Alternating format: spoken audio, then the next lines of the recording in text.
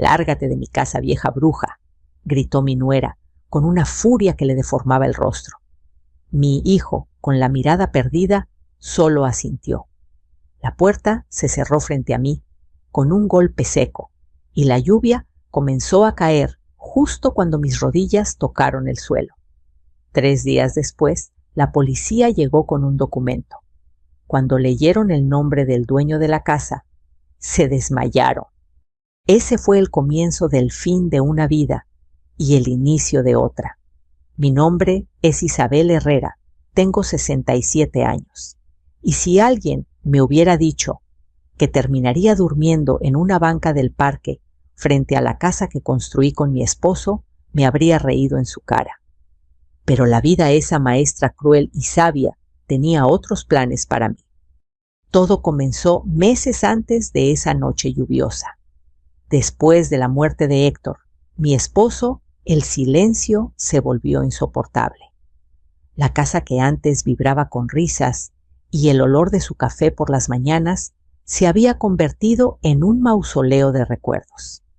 Mis pasos resonaban en las baldosas como si fueran los de un fantasma. Entonces llamé a Mauricio, mi único hijo. Siempre fue un buen chico. Algo débil, quizás, pero noble. Le propuse que viniera a vivir conmigo junto a su esposa Lorena y mi nieta pequeña Daniela. Al principio, él dudó. No sé si a Lorena le parecerá bien. Mamá, me dijo, con esa voz suya que siempre buscaba evitar conflictos. Pero una semana después llegaron con maletas y sonrisas que ahora lo sé, eran de pura conveniencia. El primer mes fue una ilusión de armonía. Lorena me ayudaba a cocinar. Decía que admiraba mis tamales de elote y me pedía consejos sobre cómo mantener las plantas del jardín. Yo me sentía útil de nuevo. Daniela, mi nieta, corría por el pasillo gritando «¡Abuela!» y mi corazón se llenaba de vida. Pero poco a poco esa calidez se fue enfriando. Primero desaparecieron las fotos de Héctor del salón. Luego mi sillón favorito, aquel donde él leía el periódico cada tarde. «Se veía muy viejo, suegra», dijo Lorena con una sonrisa artificial. «Estamos modernizando un poquito». No quise discutir. Pensé que era su forma de sentirse en casa. Pero un día, al abrir el cajón donde guardaba los documentos de la propiedad, noté que faltaban papeles. Pregunté por ellos y Lorena se encogió de hombros. Tal vez los movió Mauricio. Cuando lo enfrenté, él evitó mi mirada. «Mamá Lorena solo quiere ayudarte a poner las cosas en orden. No empieces a imaginar cosas». Comencé a sentirme extraña en mi propia casa. Mis decisiones ya no contaban. Si ponía música, Lorena la bajaba. Si cocinaba, decía que olía demasiado fuerte. Si me sentaba en la sala, ella decía que era su hora de ver televisión. Una tarde, Daniela entró corriendo llorando. «Mamá dice que tú eres mala abuela», sollozó. Sentí un puñal atravesarme el pecho. Fui a buscar a Lorena y la encontré hablando por teléfono riendo. «No metas a la niña en esto», le dije con voz temblorosa. Ella colgó, me miró con frialdad y respondió: «Tú misma te lo buscaste. No puedes vivir pegada al pasado. Esta ya no es solo tu casa». Esa noche no pude dormir. Algo en su tono me heló la sangre. Al día siguiente, descubrí que habían pedido un préstamo usando la casa como garantía. Mi firma aparecía en los documentos falsificada con descaro. Llamé a Mauricio al trabajo, pero no contestó. Lo esperé toda la tarde. Cuando por fin llegó, intenté hablar con él, mostrarle las pruebas. Pero Lorena se adelantó. «Tu madre está confundida otra vez. Ya te dije que deberíamos llevarla al médico». Mauricio se quedó en silencio, como si cada palabra mía le pesara. «Mamá, no empieces, por favor. Me falsificaron la firma, Mauricio. Es un delito, basta». Esa fue su única respuesta. La noche siguiente, escuché pasos en el pasillo. Salí de mi cuarto y vi a Lorena con mis documentos en la mano. Me los arrebató con una sonrisa helada. No te metas en lo que no entiendes, vieja bruja. Esa palabra, bruja, algo dentro de mí se rompió. Intenté salir al amanecer con una maleta pequeña, pero me interceptó en la puerta. ¿A dónde crees que vas? Con una amiga mentí. No te vas a llevar nada que no sea tuyo. Me arrancó la bolsa tirando mis cosas al suelo. Cuando vio las escrituras, me empujó con tanta fuerza que casi caigo. Mauricio apareció confundido. ¿Qué está pasando? ¿Tu madre quiere echarnos de la casa, Mauricio? Va a denunciarte. Eso no es verdad, grité, pero él ya me miraba con decepción. Mamá, ya basta, me estás cansando. El golpe vino de repente. Un empujón seco, un grito, mi cuerpo cayendo sobre el frío concreto. Sentí el sabor metálico de la sangre en mi boca, la lluvia, empezando a caer, el sonido de la puerta cerrándose con violencia. Y el silencio, un silencio tan pesado que dolía. Allí, en esa acera mojada, entendí que algo dentro de mí había muerto junto con la mujer que una vez se llamó Isabel Herrera. Pero también supe que otra parte estaba naciendo una mujer que no volvería a agachar la cabeza. Caminé bajo la lluvia durante horas, sin rumbo, hasta llegar al portal de Luisa, mi vecina y amiga de toda la vida. Cuando me vio, soltó el trapo que tenía en las manos. Dios mío, Isabel, ¿qué te hicieron? Me abrazó sin preguntar más, y mientras lloraba en su hombro, sentí que mi historia apenas estaba empezando. El amanecer llegó sin consuelo. Afuera, el cielo seguía gris, como si la lluvia de la noche anterior se hubiera quedado suspendida, negándose a soltar del todo. Me desperté en el sillón de Luisa, arropada con una cobija vieja que olía a jabón zote y café recién hecho. El cuerpo me dolía como si hubiera envejecido 10 años en una sola noche. «Te traje un cafecito, Isa», dijo Luisa, con esa voz suya que sonaba a regaño y ternura al mismo tiempo. «No sé qué te hicieron esos desalmados, pero esto no se queda así». Tomé la taza entre las manos. El calor me devolvió algo de vida. El vapor subía despacio y por un momento imaginé que era el alma de Héctor acariciándome las mejillas. «Respira, mujer», me habría dicho él. «La tormenta no dura para siempre». «No quiero meterte en problemas», Luisa susurré. «Problemas ya los tienes». Mi reina me interrumpió. «Si esa víbora de tu nuera piensa que puede quedarse con tu casa, está muy equivocada. Conozco a una abogada que puede ayudarte. Se llama Valeria Márquez. Es joven, pero muy lista». Me quedé callada. La palabra abogada me sonaba lejana como algo de otro mundo. ¿Qué iba a hacer yo, una viuda jubilada, contra una mujer como Lorena, con su sonrisa falsa y su lengua afilada? Pero dentro de mí había algo que empezaba a despertarse rabia. Una rabia vieja, contenida, mezclada con tristeza. «Está bien», dije al fin, «pero primero quiero ver a mi hijo». Luisa negó con la cabeza. «No vayas sola, no después de lo que pasó». No le hice caso.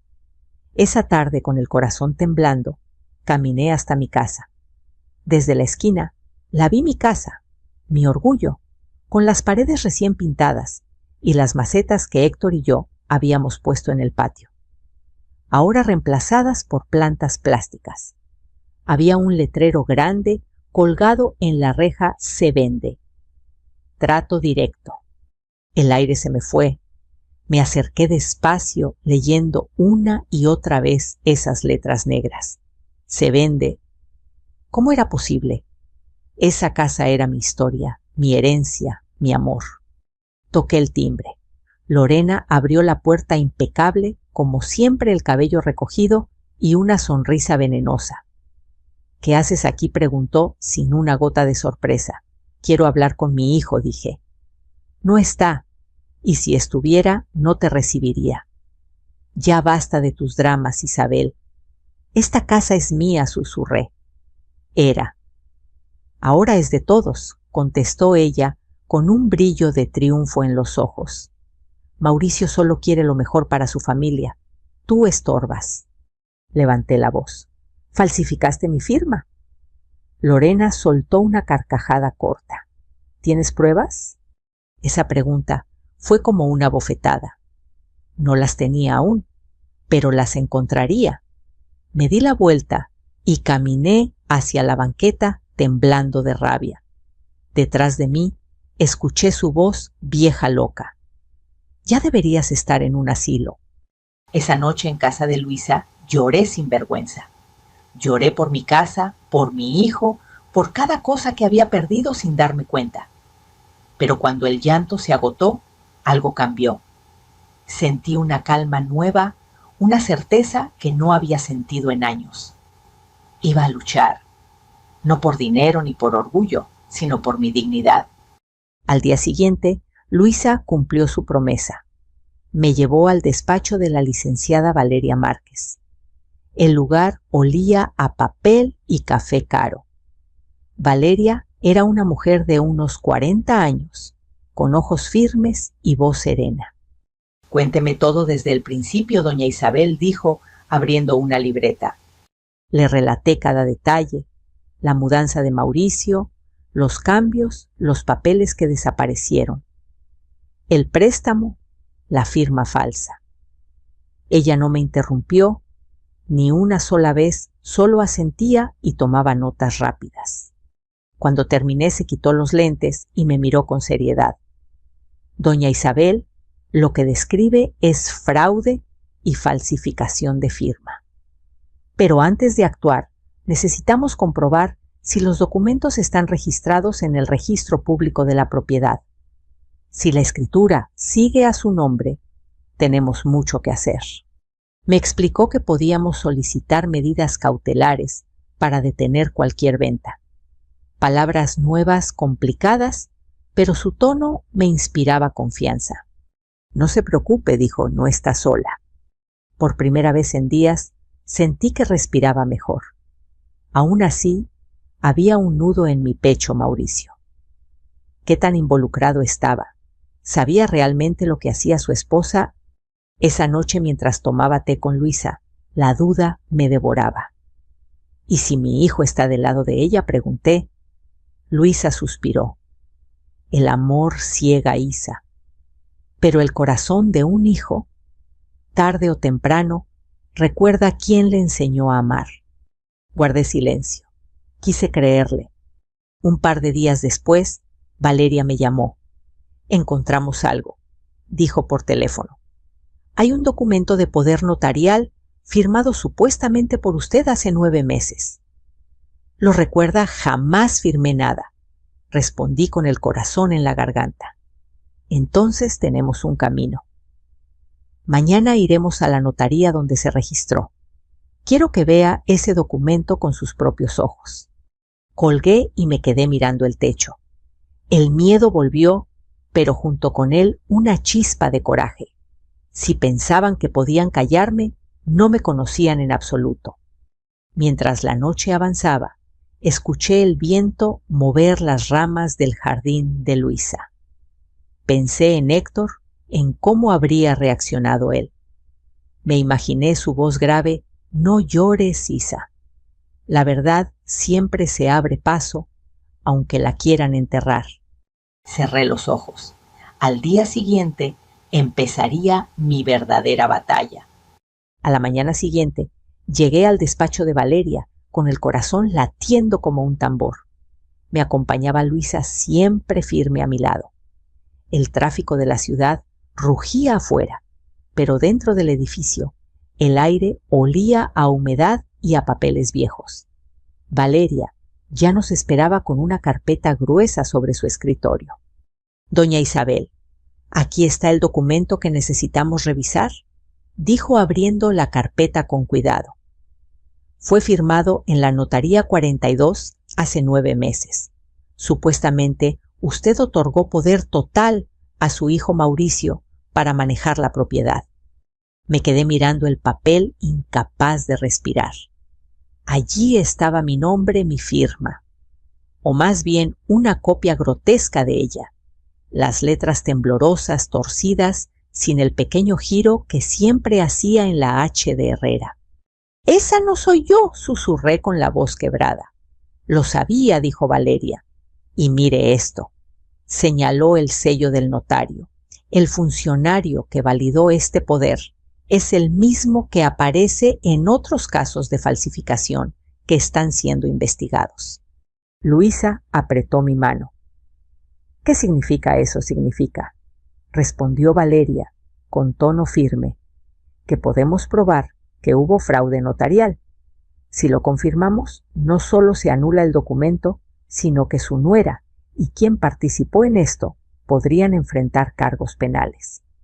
Por un instante me sentí mareada, no por miedo, sino por la magnitud de lo que escuchaba.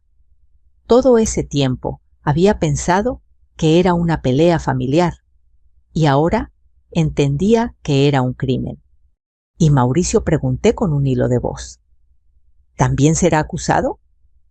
Valeria me miró con compasión. Dependerá de lo que sepamos, si firmó algo a sabiendas sí. Pero si fue manipulado, podemos demostrar que actuó bajo influencia. Mi hijo, mi niño. Me costaba aceptar que pudiera estar en medio de algo tan sucio. Esa tarde fuimos a la notaría. El notario, un hombre de cabello canoso y mirada evasiva, apenas me saludó. Cuando Valeria le mostró el poder notarial, su sonrisa desapareció. «Esto está en regla, licenciada», dijo nervioso. «¿De verdad?», replicó ella. «Porque aquí hay una discrepancia en la tinta del sello y el trazo de la firma no coincide con el registro de doña Isabel. Además, su registro electrónico muestra una fecha de validación anterior al día del supuesto otorgamiento. ¿Cómo explica eso?». El hombre se quedó callado.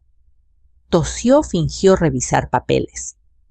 «Debe ser un error del sistema», balbuceó. «Perfecto», dijo Valeria con frialdad. «Entonces el Ministerio Público se encargará de corregirlo». Salimos de ahí, dejando un silencio de piedra tras nosotros. En la calle, el sol me pareció más brillante que nunca. Por primera vez, sentí que tenía una aliada verdadera. Esa noche en casa de Luisa, repasé todo lo ocurrido. Mis manos temblaban mientras sostenía las copias que Valeria me había dado. El nombre del notario, el número de registro, las fechas, pruebas, evidencias. «¿Te das cuenta, Isa?», dijo Luisa sirviéndome un poco de café. «Ya casi tienes como derrumbarlos». «Sí», respondí, «pero no sé si mi corazón aguantará enfrentar a mi hijo». Ella me miró con ternura. «A veces para salvar a los nuestros hay que obligarlos a ver lo que hicieron».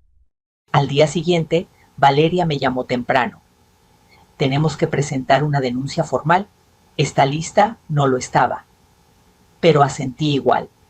En el Ministerio Público, el aire olía a desinfectante y cansancio. El funcionario tomó mi declaración mientras Valeria lo guiaba. Conté todo el préstamo, las discusiones, el empujón, la caída. Cuando terminé, el silencio fue tan denso que casi podía tocarse. El hombre me miró con respeto. «Doña Isabel, lo que ha hecho hoy requiere valentía. No muchas personas de su edad se animan a denunciar a su propia familia». «No busco venganza», dije, «solo justicia». Esa noche no pude dormir. En mi cabeza se mezclaban recuerdos de Mauricio de niño, su risa, su primera bicicleta, su mano pequeña, aferrada a la mía cuando cruzábamos la calle. ¿Cómo llegamos hasta esto? 2 días después, Valeria me llamó de nuevo. Su tono sonaba distinto, urgente. Recibí una notificación del juzgado. Ellos intentaron vender la casa, pero la operación fue suspendida por la denuncia. ¿Y qué pasará ahora? Vamos a solicitar una audiencia preliminar, pero necesito que esté preparada. Es probable que ellos también se presenten. La idea de verlos me revolvió el estómago. Sin embargo, también sentí una fuerza nueva en mi interior. La Isabel que había caído en la acera fría estaba muerta. En su lugar había una mujer que no pensaba callar más. La mañana de la audiencia me vestí con el mismo traje azul que había usado en el funeral de Héctor. Me miré al espejo. Las arrugas en mi rostro contaban una historia más larga que cualquier documento. Listo, amor, me dije en voz baja. Ahora vas a recuperar lo que es tuyo. Cuando llegué al tribunal, Valeria ya estaba allí revisando papeles. Tranquila, me dijo. Pase lo que pase, recuerde, la verdad está de nuestro lado. A unos metros vi entrar a Mauricio y Lorena. Él evitó mi mirada. Ella, en cambio, sonrió como quien ya se siente vencedora. No sabía que en unas horas todo su castillo de mentiras se derrumbaría. El tribunal olía a polvo y papeles viejos como si miles de historias se hubieran quedado atrapadas en esas paredes esperando justicia. Las luces frías del techo caían sobre mi cabeza como interrogatorios silenciosos. Me senté junto a Valeria, sintiendo el temblor en mis manos. Ella me miró con calma. Respire, doña Isabel, no estamos aquí para pelear, sino para decir la verdad. Del otro lado, Lorena se cruzó de piernas, con elegancia fingida. Llevaba un traje beige, impecable, el cabello perfectamente alisado, y en su rostro esa sonrisa de quien cree tener todo bajo control. Mauricio, en cambio, parecía más viejo. Sus ojos estaban hundidos, su piel pálida. No podía mirarme directamente. El juez, un hombre canoso con voz grave, golpeó la mesa con su martillo. Caso número 268, Isabel Herrera contra Lorena López y Mauricio Herrera por presunto fraude y falsificación de firma. Mi corazón se encogió al escuchar el nombre de mi hijo junto al de esa mujer. Valeria se levantó y habló con firmeza. Su señoría, mi clienta, fue víctima de una falsificación en un documento notarial que permitió la venta fraudulenta de su propiedad. Solicitamos la nulidad del poder, la suspensión de cualquier acto de transferencia y una investigación penal contra los responsables. El juez asintió. La parte demandada desea responder. Lorena se levantó despacio, ajustándose el saco. Su señoría, con todo respeto, la señora Isabel está confundida.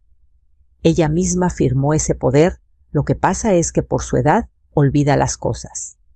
Mi esposo y yo solo intentamos ayudarla a ordenar sus finanzas. Un murmullo recorrió la sala. Sentí que la sangre me hervía. Eso es mentira, grité sin poder contenerme. Yo nunca firmé nada. El juez golpeó su martillo. Orden en la sala. Señora Herrera podrá hablar cuando su abogada lo indique. Valeria me tocó la mano suavemente pidiéndome calma. Luego se dirigió al juez. Su señoría, tenemos pruebas periciales que demuestran que la firma fue falsificada. Además, presentamos el testimonio del notario que validó el documento, quien hoy se ha acogido al derecho de declarar bajo investigación. Los murmullos crecieron. Lorena perdió por un segundo su compostura y vi cómo su mandíbula se tensaba. Mauricio bajó la cabeza. El juez revisó los documentos que Valeria colocó frente a él. Veamos, dijo ajustándose los lentes. Según el análisis grafoscópico, los trazos de la firma no coinciden con los de la señora Herrera, y la fecha del sello corresponde a 2 días antes de la supuesta firma. El silencio se hizo denso. Sentí que podía escuchar el tic-tac del reloj en la pared. ¿Tiene algo que decir, señora López?, preguntó el juez. Lorena se aclaró la garganta. Debe haber un error. Nosotros solo seguimos los consejos del notario. ¿Y firmó usted algún documento en representación de la señora Herrera?, insistió el juez. Yo No lo recuerdo, dijo ella, intentando sonreír. Todo fue muy confuso. El juez la miró con frialdad. Entonces será mejor que lo recuerde pronto, porque el Ministerio Público ya solicitó copia certificada de su huella dactilar en el contrato. Un leve jadeo recorrió la sala. Lorena palideció. Mauricio la miró confundido. «¿Huella?», murmuró él. Ella no respondió. Valeria aprovechó el momento. «Su señoría, pedimos medidas cautelares inmediatas, que se suspenda toda operación de venta y que la propiedad quede bajo resguardo judicial mientras se determina la titularidad legítima». El juez asintió. «Concedido». Sentí que el aire volvía a mis pulmones. Por un instante, mi cuerpo entero se relajó. No era una victoria total, pero sí una grieta en el muro que habían construido contra mí. El juez fijó una nueva audiencia para dentro de 3 semanas en la que se presentarían nuevas pruebas. Cuando el martillo golpeó por última vez su sonido, resonó en mi pecho como una campanada de esperanza. Lorena se acercó a mí mientras todos se levantaban. Su voz era apenas un susurro venenoso. «Disfruta mientras puedas, vieja. Esto no ha terminado». La miré a los ojos sin miedo. «No, Lorena. Lo que no ha terminado es la justicia». Mauricio se quedó atrás inmóvil. Cuando nuestras miradas se cruzaron, vi algo en él vergüenza. Detrás de sus ojos cansados aún quedaba el hijo que yo había criado. Esa noche de regreso en casa de Luisa, me senté junto a la ventana mirando las luces de la ciudad. Cada punto brillante era una historia. Pensé en cuántas otras mujeres como yo estarían luchando por lo que les arrebataron. «Lo hiciste bien, Isa», dijo Luisa sirviéndome té. «Hoy diste el primer paso. No sé si podré seguir», susurré. «Sí podrás, porque ya no peleas sola». Tenía razón. Ya no era solo mi historia. Era la historia de todas las mujeres que habían sido calladas, usadas, olvidadas. 3 días después, Valeria me llamó con voz urgente. «Doña Isabel, acaba de llegar algo importante, un correo electrónico interceptado del banco». «Del banco, sí». Y menciona una transferencia firmada por Lorena, a nombre de un comprador fantasma. El mundo pareció detenerse. «¿Eso prueba el fraude?», pregunté. «Lo prueba todo», respondió ella. «Y si lo presentamos bien, esa casa será oficialmente suya otra vez». Lloré sin poder evitarlo. No de tristeza, sino de alivio. Tal vez, solo tal vez, el final estaba cerca. Pero no imaginaba que la verdadera batalla aún estaba por comenzar. Los días siguientes fueron una mezcla de esperanza y ansiedad. Cada mañana despertaba antes del amanecer como si el cuerpo recordara que algo importante estaba por resolverse. El cielo de la ciudad se teñía de un gris pálido y yo me sentaba frente a la ventana de la casa de Luisa con una taza de café que casi siempre se enfriaba sin que le diera un solo sorbo. Valeria me había dicho que el correo del banco era una pieza clave, pero los procesos legales son lentos y la espera puede volverse un tormento. Yo intentaba distraerme tejiendo, pero cada puntada me recordaba el hueco que había dejado mi hijo en mi vida. «No dejes que el rencor te coma», Isa me decía a Luisa mientras regaba las plantas. «Si no perdonas, terminas viviendo encadenada a los que te hicieron daño». «¿Y cómo se perdona a un hijo que te entregó al dolor?», le respondí. Ella no supo qué decir. Solo me miró con esa tristeza de quien sabe que hay heridas que ni el tiempo puede cerrar. A los pocos días recibí una llamada inesperada. «Mamá», era la voz de Mauricio temblorosa. «Necesito verte». Durante unos segundos no pude hablar. Habían pasado semanas desde la audiencia, semanas de silencio. «¿Por qué ahora?», pregunté finalmente. «Porque ya no puedo más». Nos encontramos en un café del centro. Mauricio llegó con la mirada baja, el rostro sin color. Había perdido peso. Parecía un niño atrapado en un cuerpo adulto. «No me pongas esa cara», dijo él intentando sonreír. «Sé que la regué, mamá». Lo miré tratando de reconocer en él al muchacho que alguna vez me abrazaba para protegerme de las tormentas. «¿Por qué lo hiciste, hijo?», pregunté con voz suave, pero firme. «¿Por qué me traicionaste?». Su mandíbula tembló. No supe decir que no, mamá.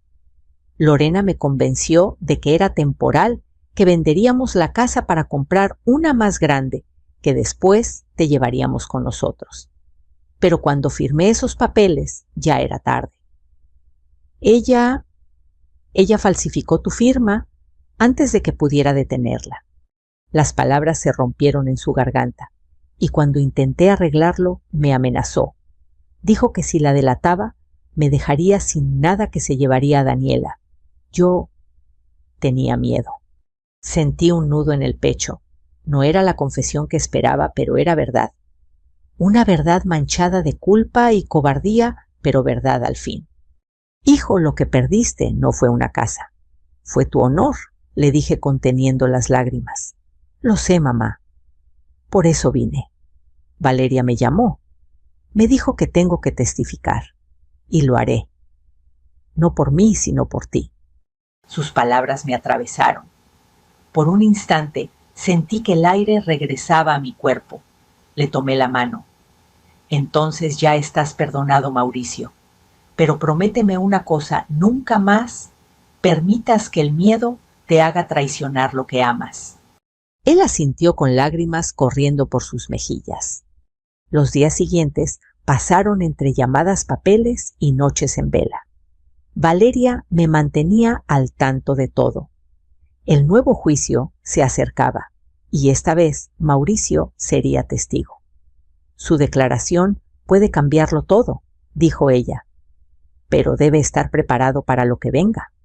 Esa noche soñé con Héctor. Lo vi en el patio, bajo el limonero, sonriendo con ese gesto tranquilo que siempre tenía cuando algo iba a salir bien. «Ya casi, Isa», me dijo en el sueño. «Ya casi termina». Desperté con lágrimas, pero también con una fuerza que no recordaba haber sentido en años. El día del juicio, el tribunal estaba lleno. Los periodistas locales se agolpaban fuera. Lorena llegó acompañada de su abogado, con gafas oscuras y una actitud desafiante. Mauricio se sentó frente al juez nervioso, pero decidido. Valeria abrió la audiencia con su voz firme. «Su señoría, hoy presentaremos el testimonio del señor Mauricio Herrera, quien desea declarar voluntariamente sobre los hechos relacionados con la falsificación del poder notarial». El juez asintió. Mauricio respiró hondo y comenzó a hablar. «Mi madre nunca firmó esos papeles. Fui testigo de cómo Lorena los falsificó con ayuda del notario. Ella me dijo que todo estaba bajo control, que nadie lo descubriría. Yo tuve miedo de perder a mi familia». El juez lo observó en silencio. «¿Puede confirmar que recibió beneficios económicos de esa acción?», preguntó. «Sí. Parte del dinero del préstamo fue a mi cuenta, pero ya lo devolví. Todo». Lorena se levantó furiosa.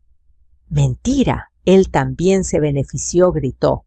«Silencio», ordenó el juez.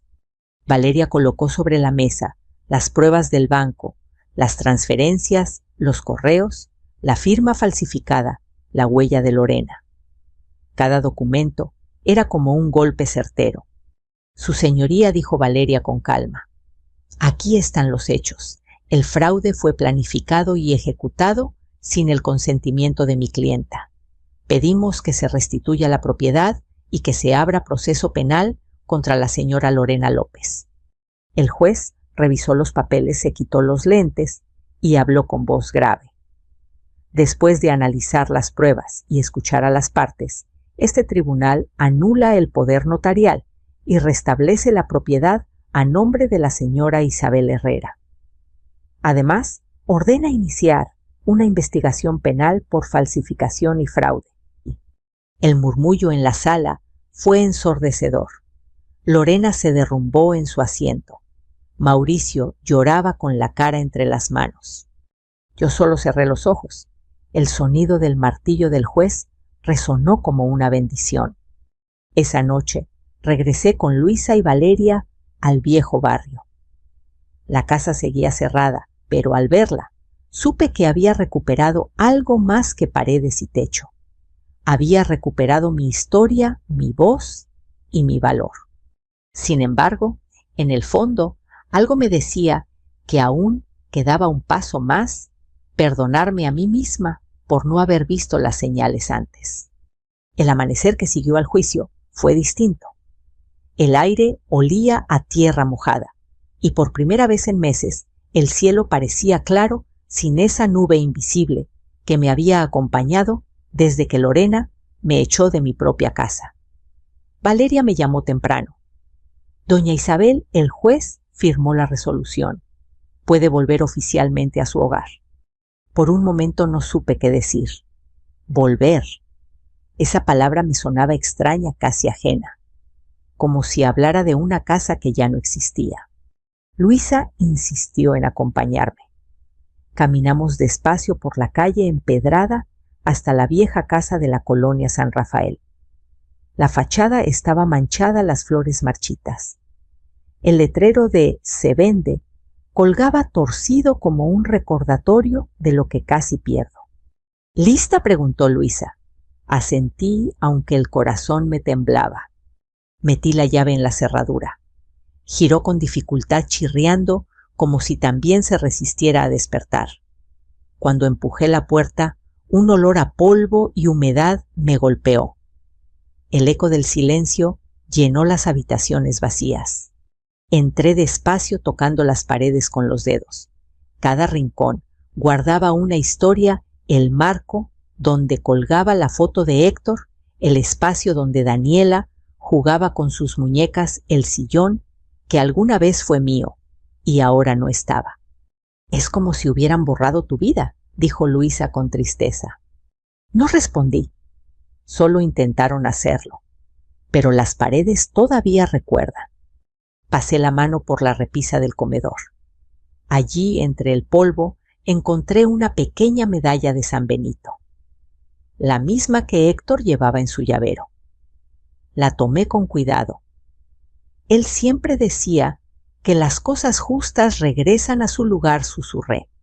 Esa tarde, mientras abríamos las ventanas para que entrara el aire fresco, un recuerdo me golpeó con fuerza la noche en que Mauricio era niño y lloraba por miedo a los truenos. Héctor lo levantó en brazos y dijo: mientras esta casa tenga amor, no hay tormenta que la destruya. Sonreí. Esa promesa aún vivía escondida bajo el polvo. Pasaron los días y poco a poco fui devolviendo el alma al hogar. Luisa me ayudó a pintar las paredes. Valeria consiguió un cerrajero para cambiar las cerraduras. Y los vecinos, al enterarse, empezaron a visitarme con sonrisas y tazas de café. La vimos en la televisión. Doña Isabel, me dijo una señora del mercado. Qué valor el suyo. Dios la bendiga.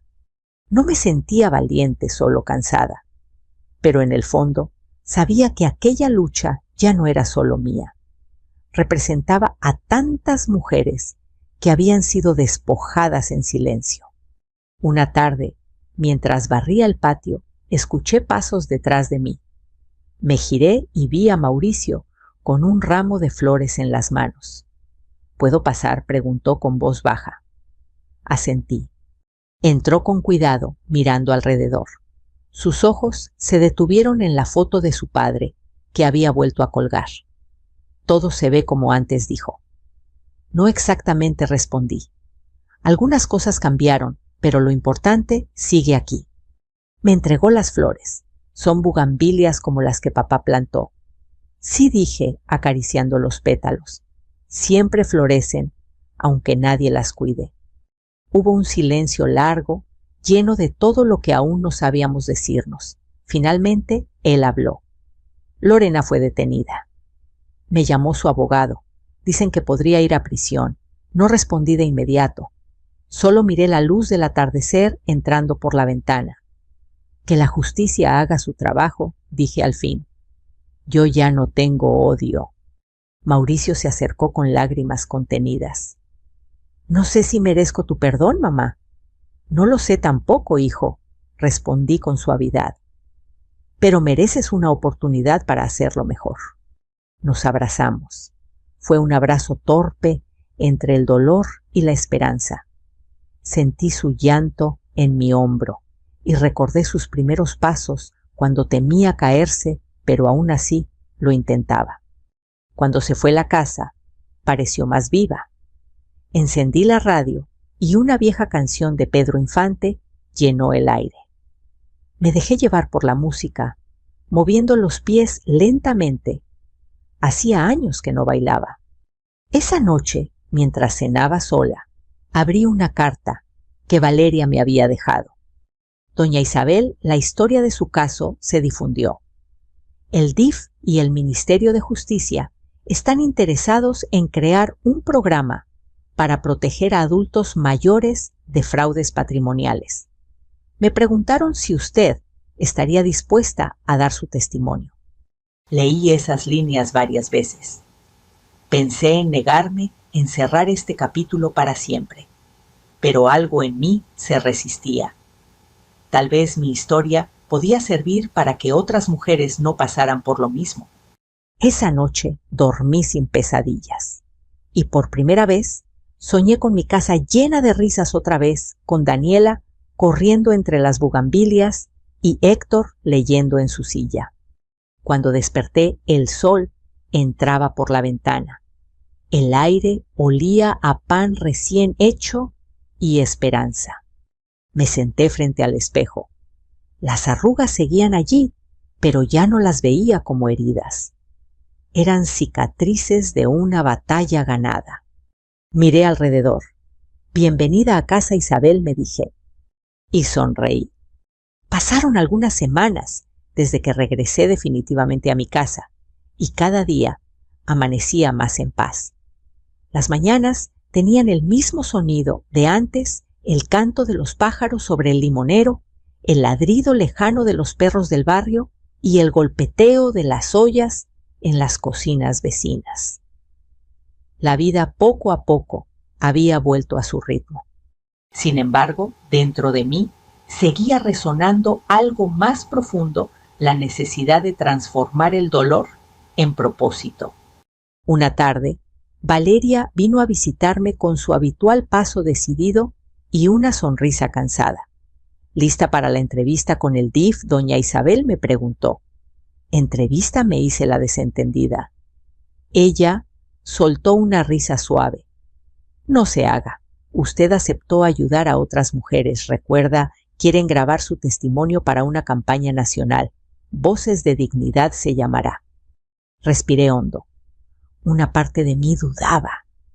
Contar mi historia otra vez significaba abrir las heridas, pero también significaba evitar que otras pasaran por lo mismo.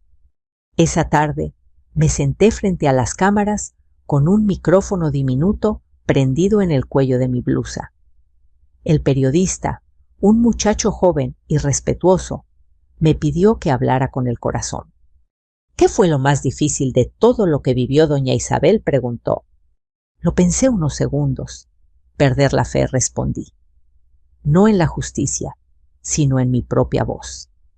Cuando alguien, a quien amas, te hace creer que estás loca, que tus recuerdos no valen, te empiezas a borrar tú misma. Y eso duele más que cualquier golpe. El joven asintió conmovido. ¿Y qué aprendió de todo esto? Que el silencio puede matarte lentamente, que hay que hablar aunque tiemble la voz. Porque si tú no cuentas tu historia, alguien más la contará por ti y la distorsionará. Mientras hablaba, sentí que cada palabra era un peso que se desprendía de mi pecho. Miré a la cámara y supe que no era solo mi historia, sino la de tantas mujeres que me estaban escuchando al otro lado de la pantalla. Cuando terminó la grabación, Valeria me abrazó. Hoy cerró un ciclo, doña Isabel. No lo cerré, le respondí con una sonrisa. Solo lo transformé. Los días siguientes, mi testimonio comenzó a circular en redes sociales. Vecinos conocidos y hasta desconocidos me escribían cartas o me dejaban flores en la puerta. Gracias por darme valor para denunciar a mi sobrino. Yo también firmé algo que no entendía. Y ahora sé que puedo luchar. Usted me recordó que la edad no nos quita la voz. Esas palabras me hacían llorar, pero eran lágrimas dulces. Llorar ya no dolía, sanaba. Un domingo por la mañana, mientras preparaba café, sonó el timbre. Era Mauricio acompañado de Daniela, mi nieta. La niña corrió hacia mí con una sonrisa. Abuela, la abracé tan fuerte que temí romperla. ¿Puedo quedarme a dormir contigo?, preguntó con inocencia. Claro, mi amor. Esta casa siempre será tuya también. Mauricio me miró con ojos sinceros. Gracias por permitirnos volver, mamá. No me agradezcas, le dije. Solo hazlo bien esta vez. Pasamos el día cocinando y escuchando música. Daniela jugaba en el patio riendo, con la misma alegría que yo creía haber olvidado. En un momento levantó una piedra y encontró algo enterrado, una vieja llave oxidada. ¿De quién es, abuela?, sonreí. De tu abuelo. Era la llave del primer taller que tuvo. La guardó aquí para que nadie la encontrara. La niña la limpió y la colgó en la pared junto a una foto de Héctor. Para que siempre recuerdes que todo puede volver a abrirse, dijo sin saber lo que sus palabras significaban realmente. Esa noche, mientras Daniela dormía en el cuarto donde antes descansaba su padre de niño, encendí una vela frente al retrato de Héctor. ¿Ves, amor? Lo logramos, susurré. Esta casa volvió a tener luz. Me quedé en silencio, observando cómo la llama se movía suavemente reflejándose en los marcos dorados. Pensé en Lorena, en lo que le esperaba, en cómo el odio la había consumido hasta destruir su propia vida. No le deseaba mal. Solo ojalá algún día entendiera que la ambición sin amor siempre termina en vacío. Antes de dormir abrí la ventana. La luna iluminaba el patio y el aroma de las bugambilias recién florecidas llenaba el aire.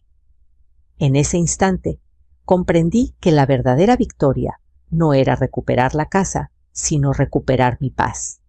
Al día siguiente, Valeria me llamó para avisarme que la campaña Voces de Dignidad se había hecho viral. Doña Isabel, la gente está conmovida. Están organizando talleres para adultos mayores en todo el país. Todo comenzó con su historia. No es mi historia, le dije sonriendo. Es la historia de todas las que nunca se rindieron. Colgué el teléfono y salí al patio. Daniela jugaba con un lazo y Mauricio estaba reparando la vieja fuente. Por primera vez en mucho tiempo, la casa sonaba otra vez a familia. Me senté en el viejo sillón mirando el cielo azul entre las ramas del limonero. La brisa movía las hojas como si alguien invisible aplaudiera desde el más allá. Gracias, Héctor, murmuré. Gracias por enseñarme que la dignidad no se hereda, se defiende. Miré hacia la cámara imaginaria de quienes escuchaban mi historia y hablé desde el alma. Si estás viendo esto y sientes que te quitaron todo, recuerda, mientras respires, aún puedes volver a empezar. No importa tu edad ni lo que te hicieron. La justicia tarda, pero llega. La voz tiembla, pero no se rompe. ¿Y el corazón? El corazón siempre puede reconstruirse. Quiero saber si tú también tienes una historia que contar. Déjala en los comentarios, cuéntame desde dónde nos ves. Y si esta historia tocó tu corazón, suscríbete y acompáñanos. Porque cada día compartimos relatos de vida, de lucha y de esperanza.